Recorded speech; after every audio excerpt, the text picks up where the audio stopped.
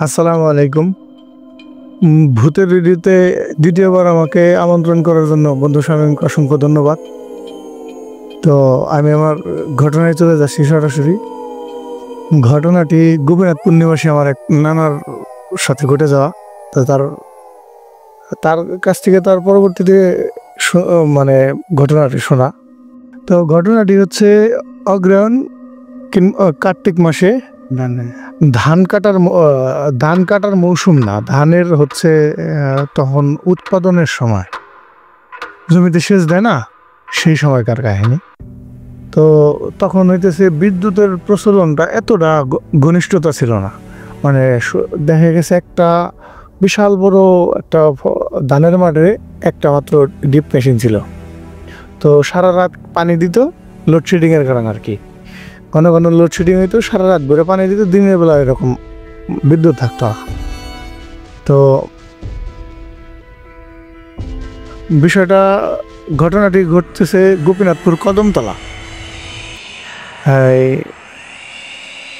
তাদের হচ্ছে অনেক একর জমি আর কি, ওইখানে এক দাগে প্রায় তোমার অনেক বড় বড় জমি ছিল। আমি এত কেউ বিস্তারিত জানি না, মানে দেখা গেছে একটা খেতে পানি দিতে তোমার একদিনও পার হয়ে যেত, তাও একটা খেতে পানি দেওয়া হইতো না, এরকম এত বড় বিশাল বিশাল আর কি।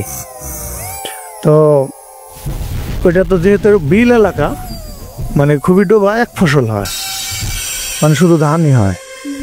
তো ধান টান লাগাইছে, তার আবার বাঁশি বাজানোর খুব শখ ছিল। সে করতো কি, ওই সমস্ত নালা যেগুলো আটকানো ছিল সব আটকানো, মানে সব নালাগুলো খুলে দিয়ে, তো সে বাড়িতে আসতো না, ওই মেশিনের মতো মেশিন চলতো। ওই সে করতো কি, তার একটা বাঁশি ছিল রূপা দিয়ে বানানো আর কি, রূপা দিয়ে বাঁধানো, সাথে একটা ময়ূর ছিল আর কি মাথায়। তো ওই বাঁশিটা নিয়ে সে করতো কি, প্রতিনিয়ত মানে ওই কদম গাছের উঠে সে মানে বাঁশি বাজাইতো। এটা স্যার মানে তার এটা একটা অভ্যাস। তো একদিন করছে কি, মানে হয়তো সেদিন জ্যোৎস্না ছিল, মানে পুরা দিনের মতো, অনেক গভীর রাত, মোটামুটি 3টা-4টে এরকম বাজে আনুমানিক, মানে তার মুখের ভাষ্য থেকে যেটা শোনা। তো অনেক গভীর রাত, তো কিন্তু গভীর রাত মনে হইলেও কিন্তু পরিবেশ, চারপাশের পরিবেশটা এতটা নির্জন ছিল এবং কি খুবই দিনের আলোর মতো আলোকিত ছিল, চারপাশ জ্যোৎস্না ছিল। তো সে করছে কি, কদম গাছের উপরে উঠে মানে একবারে মগডালে উঠতো, মানে চারপাশে পুরা প্রাকৃতিক দৃশ্য দেখা যেত, সে দৃশ্য দেখতো এবং বাঁশি বাজাইতো।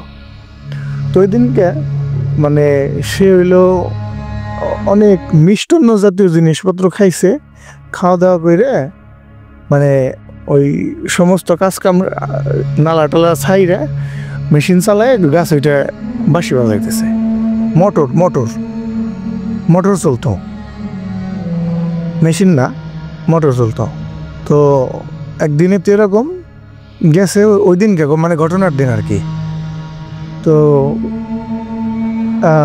সে এত ভালো বাঁশি বাজাইতো, তারা অনেক জায়গায় হায়ার করে নিয়ে যেত বাঁশি বাজানোর জন্য, মানে গান যাত্রা, খুব ভালোবাসি বাজায়। তো সে করছে কি, ও কদম গাছের উপরে উঠে বাঁশি বাজাইতেছে, উপরে মাথার উপরে, একবার মাথার উপরেই চাঁদ, সে একটা ডালের উপরে হেলান দিয়ে শুয়ে পড়ছে আর কি, পা মিলে দিয়ে শুইছে। তো সে খুব মানে মনোযোগ সহকারে অনেক সুন্দর করে বাঁশি বাজাইতেছে। হঠাৎ করে সে মানে লক্ষ্য করে কি, যে তার পায়ের নিচে, মানে গাছের যে নিচ, ওটার তো চারপাশে গোল করে শান বাঁধানো, মানে বাউন্ডারি দেওয়া, বসার মতো একটা জায়গা আছে আর কি। তো ওইখানে মানে এক জাত পরি খালি নুপুরের শব্দ পাইতেছে, মানে কিছু দেখতেছে না, খালি নুপুরের শব্দ পাইতেছে, নাচতেছে নুপুরে ঝনঝন ঝনঝন যেরকম করে ওরকম খালি নাচতেছে। ভয়ঙ্কর। মানে ভয়ঙ্কর না, মানে তার কাছে সে প্রথমে এটারে ওরকম কেয়ারফুলি নেয় নাই। সে মনে করতেছে মেশিনের বা মোটরের কোনো একটা পার্ট সুইটে ঝনঝন ঝনঝন করে শব্দ হইতেছে। সে আর নামে নেই, সে গান বাজাইতেছে, মানে বাঁশি বাজাইতেছে। হঠাৎ করে কি হলো, মানে একটা বিষয় সে লক্ষ্য করলো কি, যে প্রতিটা পদক্ষেপ আর কি, প্রতিটা নাচের যে একটা মুভমেন্ট থাকে না, সব কিছু সম্মিলিতভাবে হইতেছে একসাথে। তো হুট করে কি করলো, সে মনে মনে একটু ভয় পাইলো যে আসলেই কি। পরে সে করলো কি, হঠাৎ করে বাঁশি বাজান মানে বন্ধ করছে। হ্যাঁ, বাঁশি বাজান বন্ধ করছে। তো নিচ থেকে খালি মানে কথা শব্দ আসতেছে না, খালি মানে খুবই বিরক্ততার সাথে নুপুরের যে একটা শব্দ হয় না, মানে খুব রাগলে একজন মানুষে কোনো কিছু ছুঁড়ে দিলে যে একটা অঙ্গভঙ্গি হয়, খালি মনে হইতেছে যে ওই রকম কিছু নুপুর টুপুর হয়তো খুলে ছুঁড়ে উপর দিকে মারতেছে, আবার নিচে পড়তেছে। পরে সে বিষয়টা বুঝছে। পরে উনি আবার বিড়ি খাইতো, পাতার বিড়ি চলতো তখন। তো পাতার বিড়ি খাইতো, ওনার কাছে বিড়ি ছিল, উনি বিড়ি বুড়ি খাইতে খাইতে ওই দিনকার কোনো হয় নাই। পরে উনি সব কিছু স্বাভাবিক হয়ে গেছে। তারপরে 4-5 দিন এরকম কাটছে, কোনো কিছু হয় নাই, মানে স্বাভাবিক যেরকম আমরা। হ্যাঁ হ্যাঁ হ্যাঁ, মানে আগে যেরকম স্বাভাবিক বাঁশি টাশি বাজাইতেছে ওই রকম। তো আবার একদিন হঠাৎ করে কি হয়েছে, ওই দিন মানে বারে ছিল হলো শুক্রবার না শনিবার যেন। তো এরকম মানে সপ্তাহখানিক না মাস জানি, মানে আবার ফিরে পূর্ণিমা হয়েছে আর কি ওই রকম। তো ফিরে পূর্ণিমা এরকম উনি বাঁশি নিয়ে কাছে উঠছে, তখন মনে হইলো কি যে নিচে কয়েকজন মানুষ বসে রয়েছে, মানে মহিলা মানুষ, একদম অনেক লম্বা লম্বা, সবাই এত সুন্দর সাজছে। মানে ওই যে এক সময় শুনতাম না যে রাজাদের সাথে নর্তকীরা নাচতো, হ্যাঁ হ্যাঁ, রাজারা নর্তকীদের নাচ উপভোগ করতো, বাইজি বলতো। তো প্রত্যেকটা মহিলার সাজ একদম ওইরকম বাইজি সাজে, মানে এত মধুর করে আসে। এটা কি সরাসরি দেখা যাচ্ছে?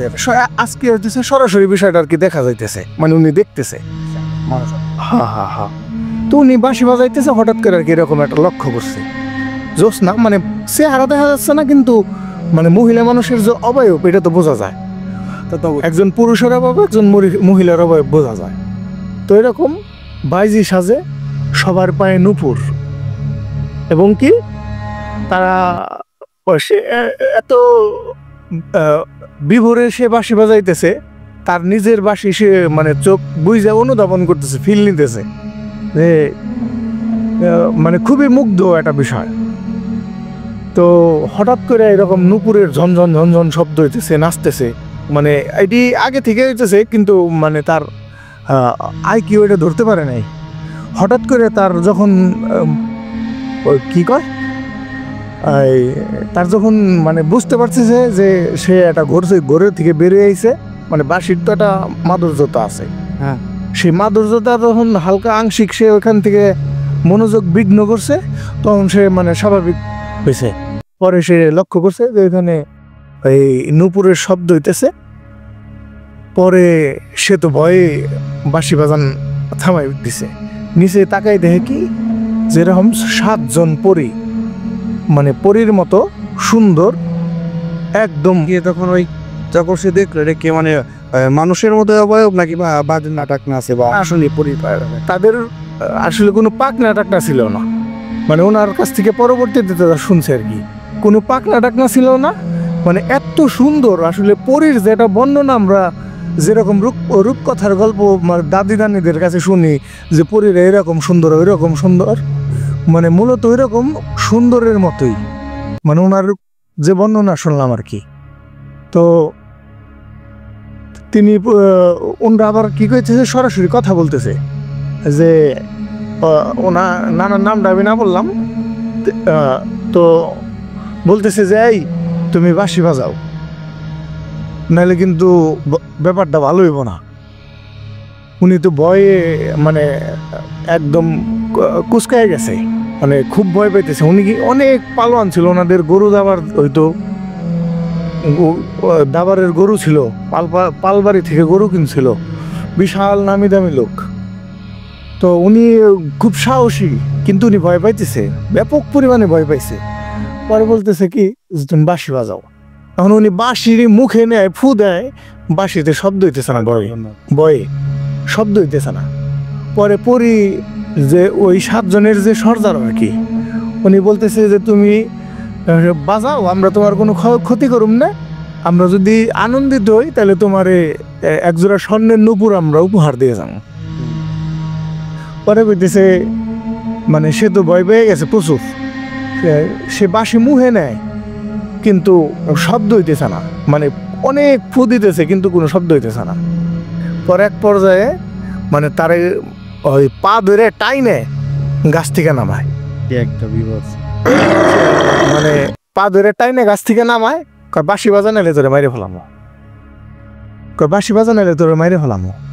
পরে কি হইতেছে এরকম, মানে তখন অনেকটাই ভোর হওয়ার পথে আর কি, আজান দেয় এরকম একটা অবস্থা। তো হঠাৎ করে করলো কি, বাঁশি দিয়ে ওনার মাথা পিছে একটা বাড়ি দিছে যে তুই বাঁশি বাজা নাইলে তোরে মাইরে ফেলামো, আমাকে নাচতে যাবো, এরকম একটা ব্যাপার। পরে উনি তো ভয়ে আর বাঁশি বাজাইতে পারতেছে না।